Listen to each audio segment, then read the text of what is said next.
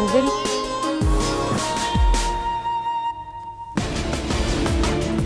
চার দিনের সফরে চীনে পৌঁছেছেন প্রধানমন্ত্রী শেখ হাসিনা। 10 জুলাই শি জিনপিং এর সঙ্গে বৈঠক। নদ নদীর পানি বাড়ছে, উত্তর মধ্যাঞ্চলে বন্যা পরিস্থিতির অবনতি, বন্ধ শিক্ষা প্রতিষ্ঠান। রায়পুরায় ট্রেনে কাটা পড়ে 5 তরুণ সহ নিহত 6, মেলেনি পরিচয়, তদন্তে সিআইডি ও পিবিআই।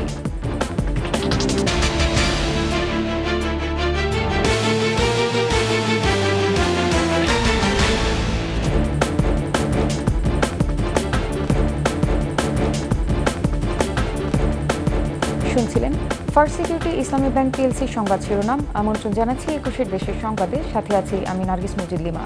দর্শক, 21 টেলিভিশনের সংবাদ একই সাথে সরাসরি দেখতে পাবেন আমাদের ফেসবুক পেজ www.facebook.com/2124 অনলাইনে। চীনের প্রধানমন্ত্রী লি কিয়াং এর আমন্ত্রণে 4 দিনের রাষ্ট্রীয় সফরে বেইজিংয়ে পৌঁছেছেন প্রধানমন্ত্রী শেখ হাসিনা। প্রায় 20টি সমঝোতা স্মারক স্বাক্ষর সহ নানা আনুষ্ঠানিকতার পাশাপাশি দ্বিপক্ষীয় বৈঠক হবে চীনের প্রেসিডেন্ট শি জিনপিং এর সঙ্গেও। আরও জানাচ্ছেন আকবর হোসেন সুমন। চীনের প্রধানমন্ত্রী লি কিয়াংয়ের আমন্ত্রণে বেইজিংয়ের উদ্দেশ্যে ঢাকা ত্যাগ করেছেন প্রধানমন্ত্রী শেখ হাসিনা। বিমান বাংলাদেশ এয়ারলাইন্সের বিশেষ ফ্লাইট প্রধানমন্ত্রী ও তাঁর সফর সঙ্গীদের নিয়ে শাহজালাল আন্তর্জাতিক বিমানবন্দর ছেড়ে যায়। এই সফর দুদেশের মধ্যকার সম্পর্ককে কৌশলগত অংশীদারিত্ব থেকে কৌশলগত বিস্তৃত সহযোগিতা অংশীদারিত্বে উন্নীত করবে বলে মনে করছেন সংশ্লিষ্টরা। 8 থেকে 11 জুলাই বেইজিংয়ে অবস্থানকালে চীনের প্রেসিডেন্ট শি জিনপিংয়ের সাথে দ্বিপাক্ষিক বৈঠক এবং চীনের প্রধানমন্ত্রী লি কিয়াংয়ের সাথে প্রতিনিধি পর্যায়ের বৈঠক করবেন প্রধানমন্ত্রী শেখ হাসিনা। দ্বিপক্ষীয় সফরে বাংলাদেশ ও চীনের মধ্যে আর্থিক খাত, বাণিজ্য ও বিনিয়োগ, ডিজিটাল অর্থনীতি, অবকাঠামোগত উন্নয়ন ও যোগাযোগ সহ 1 সমঝোতা স্মারক সই হওয়ার সম্ভাবনা রয়েছে। আকবর হোসেন সুমন, 21 টেলিভিশন। টানা বৃষ্টি এবং পাহাড়ি ঢলে নদ নদীর পানি বৃদ্ধি অব্যাহত থাকায় দেশের উত্তর মধ্যাঞ্চলের বন্যা পরিস্থিতির আরও অবনতি হয়েছে। চরম দুর্ভোগে বানভাসী মানুষ, সেই সাথে বিভিন্ন জেলায় বন্ধ রয়েছে শিক্ষা প্রতিষ্ঠান। সিলেট ও সুনামগঞ্জে পরিস্থিতির উন্নতি হলেও স্পষ্ট হয়ে উঠেছে বন্যার ক্ষতচিহ্ন। প্রতিনিধিদের সহায়তায় মহিমা পলের রিপোর্ট। সিরাজগঞ্জ যমুনার পানি বৃদ্ধি অব্যাহত থাকায় জেলার সার্বিক বন্যা পরিস্থিতির আরও অবনতি হচ্ছে। জেলার নিম্নাঞ্চল কাজীপুর, সদর, বেলকুচি, চৌহালি ও শাহজাদপুর উপজেলার চর ও নদী তীরবর্তী মানুষের ঘরবাড়ি বন্যায় তলিয়ে গেছে। সদর উপজেলার সায়দাবাদ ইউনিয়ন সহ আশপাশের এলাকাগুলোর অবস্থাও অনেকটাই শোচনীয়। প্রচুর বন্যা হয়েছে, ঘরের মধ্যে অনেক কিছু ক্ষতি হয়ে গেছে। লালমনিরহাটে 5 উপজেলার চর ও নিম্নাঞ্চলে পানিবন্দী 10,000 পরিবার। টানা বৃষ্টি ও উজান থেকে নেমে আসা ঢলে তিস্তা ও ধরলার পানি বৃদ্ধি পেয়েছে। বিদ্যালয়গুলোতে পানি থাকায় বন্ধ রয়েছে শিক্ষা কার্যক্রম। গত 3 দিন আগে থেকে এই পানির মাথাটা দিলে মানে বাড়ির ভিতরে উঠল। 3 দিন হলো পানি ঢুকছে, খাওয়া দাওয়া তো খুব অসুবিধা হয়েছে। গত কয়েকদিনের টানা বর্ষণের ফলে ঠাকুরগাঁয়ের বেশ কিছু এলাকা প্লাবিত হয়েছে। পৌর শহরের ডিসি বস্তি, এসিল্যান্ড পাড়া সহ আশপাশের নিচু এলাকা টাঙ্গন নদীর পানি বাড়ায় প্লাবিত হয়েছে। গৃহপালিত পশু ও জানমাল নিয়ে পার্শ্ববর্তী উঁচু স্থান ও জেলা শিল্পকলা একাডেমি ভবনে আশ্রয় নিয়েছেন বাসিন্দারা। টাঙ্গাইলের ঝিনাই ও ব্রহ্মপুত্র যমুনা নদীর পানি কিছুটা কমলেও এখনও পানি বিপদসীমার উপরে প্রবাহিত হচ্ছে। বৃষ্টিপাত ও উজান থেকে নেমে আসা ঢলের কারণে আরও নতুন নতুন এলাকা প্লাবিত হয়েছে। জেলার ভুয়াপুর, কালীহাতি ও সদর উপজেলার চরাঞ্চলের নিম্নাঞ্চল ডুবে গেছে। প্রবল স্রোতে ভুয়াপুরের কয়রা কাঁচা সড়ক ভেঙে যাওয়ায় বিপাকে 5 গ্রামের বাসিন্দারা। আমাদের এখন চলাচলের রাস্তা মানে এই পানি ভাঙে পানির মধ্যে হাইটা বের হইতে হয়। বাড়িতে মনে করেন যে উঠানে এই পর্যন্ত পানি, রাস্তা দিয়ে এই পর্যন্ত পানি। এদিকে বগুড়ার সারিয়াকান্দি, সোনাতলা ও ধনুটে যমুনা নদীর পানি কমতে শুরু করলেও বাড়ছে বন্যার্তদের দুর্ভোগ। উপজেলার 17টি ইউনিয়ন প্লাবিত হওয়ায় 78,000 মানুষ পানিবন্দী হয়েছেন। 1024 হেক্টর জমির ফসল পানিতে তলিয়ে গেছে এবং 8,000-এর বেশি কৃষক ক্ষতিগ্রস্ত হয়েছেন। এদিকে 43টি শিক্ষা প্রতিষ্ঠান পানি থাকায় পাঠদান বন্ধ ঘোষণা করেছে জেলা শিক্ষা অধিদপ্তর। সিলেটের সার্বিক বন্যা পরিস্থিতি অপরিবর্তিত রয়েছে। উজানে পানি কমলেও নিম্নাঞ্চলে বেড়েছে, ফলে ওসমানীনগর, বালাগঞ্জ ও ফেঞ্চুগঞ্জ উপজেলায় নতুন নতুন এলাকা প্লাবিত হওয়ার খবর পাওয়া গেছে। জেলার সুরমা ও কুশিয়ারা নদীর পানির বিপদসীমার উপর দিয়ে প্রবাহিত হচ্ছে। যদি আমরা বাজার রক্ষা বার্তা যদি করতে পারি তাহলে এইভাবে বন্যা আসার সাথে সাথে আমাদের বাজার যে প্লাবিত হয় এবং আমাদের ব্যবসায়ীরা যে বিভিন্নভাবে ক্ষতিগ্রস্ত হয়ে থাকি সে থেকে আমরা রক্ষা পাবো। জেলা প্রশাসন জানায় সিলেটে এখনো 6 লাখ মানুষ পানিবন্দী রয়েছেন। 214টি আশ্রয় কেন্দ্রে বসবাস করছেন প্রায় 10,000 মানুষ। সিলেটে পর্যাপ্ত পরিমাণ বরাদ্দ চলে আসছে, সুতরাং আমাদের শুকনা খাবার, জিআর চাল, জিআর কেস, শুকনা প্যাকেট, গোখাদ্য সবগুলা চলে আসছে। সুনামগঞ্জে 8,400 চাষির আউশ ধান এবং গ্রীষ্মকালীন সবজির ক্ষতি হয়েছে। তাদের তালিকা তৈরি করে বীজ এবং সার বিতরণ করা হয়েছে। মহিমা পলি, 21 টেলিভিশন। নরসিংদীর রায়পুরায় পৃথক দুটি দুর্ঘটনায় ট্রেনে কাটা পড়ে নিহত হয়েছেন 6 জন। নিহতদের পরিচয় এখনো পাওয়া যায়নি। এর মধ্যে একটি ঘটনায় 5 তরুণের একসঙ্গে মারা যাওয়া নিয়ে তৈরি হয়েছে ধোঁয়াশা। ঘটনা তদন্তে কাজ করছে সিআইডি ও পিবিআই। নরসিংদী প্রতিনিধি মাখন দাসের প্রতিবেদন, জানাচ্ছেন খুরশিদ আলম মুকুল। সকাল 8:30টার দিকে নরসিংদীর মেসিকান্দা স্টেশনের আউটার রেল লাইনে ঘটে মর্মান্তিক দুর্ঘটনা। খাগচক দক্ষিণপাড়া রেল লাইনের পাশে পড়েছিল 5 তরুণের ছিন্ন বিচ্ছিন্ন মরদেহ। ঘটনাস্থলে গিয়ে মরদেহ শনাক্তের চেষ্টা এবং একসাথে 5 জনের ট্রেনে কাটার পড়ার ঘটনা খতিয়ে দেখছে পুলিশ। বিষয়টা কিভাবে কি ঘটেছে, আমরা যেহেতু 5 জন লোকের এখানে মৃত্যু হয়েছে, আমরা এটা খুবই গুরুত্বের সহিত খতিয়ে দেখব। তবে তারা কিভাবে ট্রেনে কাটা পড়েছেন সে বিষয়ে এখনো কোনো তথ্য মেলেনি। পুলিশের ধারণা 5 যাত্রী ট্রেন থেকে লাফিয়ে নামতে গিয়ে পড়ে যান। এতে ওই ট্রেনেই কাটা পড়ে ঘটনাস্থলেই তাদের মৃত্যু হয়। কিভাবে মারা গেছে, ট্রেনের ছাদে থেকে পড়ে মারা গেছে, নাকি লাইনে দাঁড়িয়েছিল, নাকি 2 বগির মাঝখানে ফাঁকা জায়গায় বসেছিল, এই সবগুলা বিষয়ে মাথায় রেখে আমরা তদন্ত করতেছি। আমরা এলএমের সাথে কথা বলার চেষ্টা করতেছি, যারা গার্ড ছিল তাদের সাথে কথা বলার চেষ্টা করতেছি এবং এই ট্রেনে যারা অন্যান্য যাত্রী ছিল তাদেরও সাথে কথা বলার চেষ্টা করতেছি। সকাল 6টায় রওনা হয়ে চট্টগ্রাম থেকে ঢাকায় যাচ্ছিল চিটাগাং মেল ট্রেনটি। স্থানীয়দের ধারণা ট্রেনের ছাদ থেকে পড়ে মারা গেছেন নিহতরা। আমরা এখান থেকে গাড়ি নিয়ে যাওয়া নিয়েছি, দেখছি যে লোকজন, তারপরে ওইটা দেখি দিন 5টা লাশ পড়ে রয়েছে। লাশগুলি দেখে চেনা যাচ্ছে না।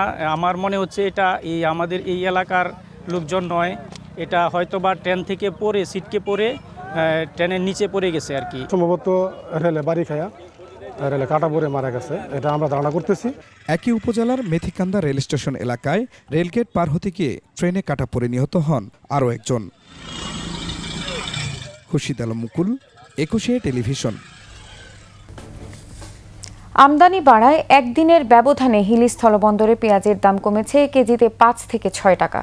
একদিন আগে 85 থেকে 86 টাকা দরে পেঁয়াজ বিক্রি হলেও বর্তমানে তা কমে 80 টাকায় নেমেছে।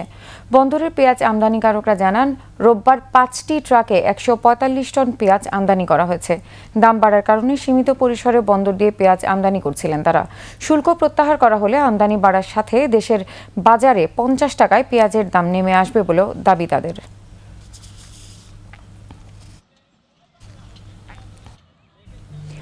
বিআরটিএতে স্মার্ট লাইসেন্সের জন্য আবেদন করার 4-5 বছর পেরোলেও লাইসেন্স পাচ্ছেন না ময়মনসিংহের চালকরা। তাদের অভিযোগ, লাইসেন্স দিতে দেরি হওয়ায় বিআরটিএ তাদেরকে একটি স্লিপ ধরিয়ে দিচ্ছে, তা দেখে ফল মিলছে না। উল্টো ট্রাফিক পুলিশের হয়রানিতে পড়তে হচ্ছে। চালকদের অভিযোগ অস্বীকার করছে না বিআরটিএ কর্তৃপক্ষ। ময়মনসিংহ বিভাগীয় প্রতিনিধি আতাউর রহমান জুয়েলের রিপোর্ট, জানাচ্ছেন মহিমা পলি। পরীক্ষায় পাশ করে সরকারি ফি জমা দিয়ে ড্রাইভিং লাইসেন্সের স্মার্ট কার্ডের জন্য পেশাদার চালকদেরই অপেক্ষা। ফিঙ্গারপ্রিন্ট দিতে দীর্ঘ লাইন। চালকদের অভিযোগ, সময় মতো স্মার্ট কার্ড পাচ্ছেন না। এর ফলে সড়কে পুলিশের হয়রানির শিকার হচ্ছে।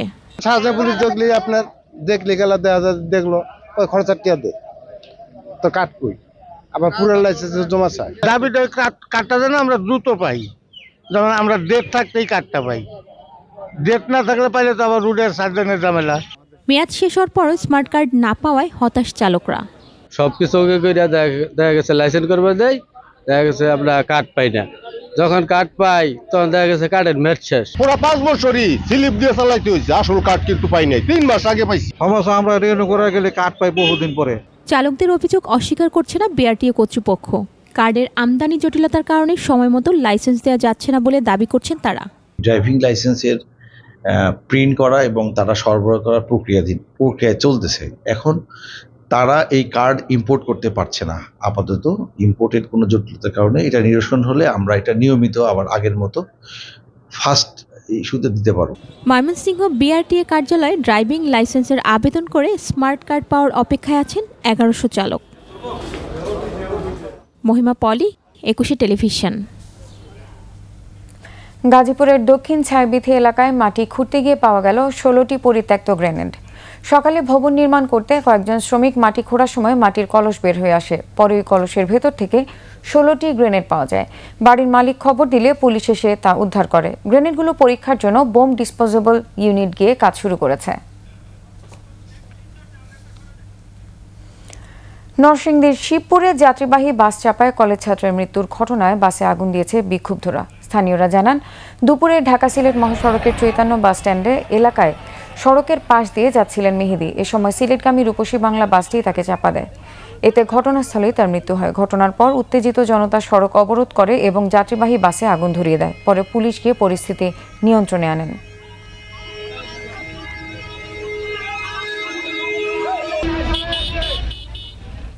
এবার চট্টগ্রাম সংবাদ।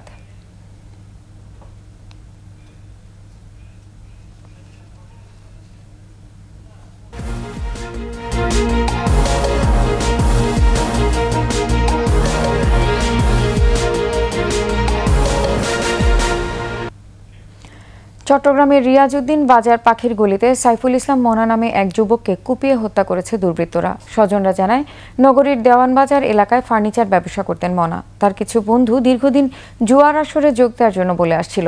তাদের কথায় রাজি না হয় ভোর রাতে একা পেয়ে জুয়েল সহ কয়েকজনকে কুপিয়ে জখম করে।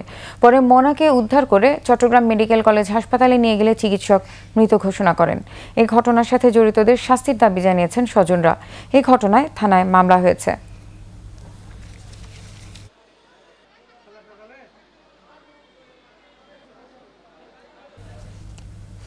ইফটিজিং, কিশোর গ্যাং ও মাদকের বিরুদ্ধে পুলিশ শক্ত অবস্থানে রয়েছে বলে জানালেন সিএমপি কমিশনার সাইফুল ইসলাম। সকালে চট্টগ্রামে ট্রাফিক ব্যবস্থায় অসন্তোষ প্রকাশ করে তিনি বলেন, ফুটপাত দখলমুক্ত করা, নগরীতে যান চলাচলের শৃঙ্খলা ফিরিয়ে আনা সহ জনবান্ধব সিএমপি গড়ে তোলার কথাও জানান তিনি। বলেন, সাধারণ মানুষ যাতে পুলিশ প্রশাসনকে তার বন্ধু মনে করে সেই লক্ষ্য নিয়ে কাজ করে। দুপুরে সিএমপির দামপাড়া পুলিশ লাইন্সের মাল্টিপারপাস শেডে সাংবাদিকদের সাথে মতবিনিময় সভায় তিনি এসব কথা বলেন।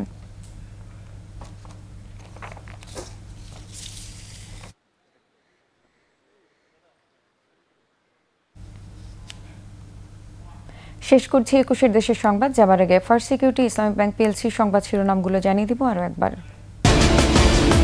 4 দিনের সফরে চীনে পৌঁছেছেন প্রধানমন্ত্রী শেখ হাসিনা। 10 জুলাই শি জিনপিং এর সঙ্গে বৈঠক। নদ নদীর পানি বাড়ছে, উত্তর মধ্যাঞ্চলে বন্যা পরিস্থিতির অবনতি, বন্ধ শিক্ষা প্রতিষ্ঠান। রায়পুরায় ট্রেনে কাটা পড়ে 5 তরুণ সহ নিহত 6, মেলেনি পরিচয়, তদন্তে সিআইডি ও পিবিআই।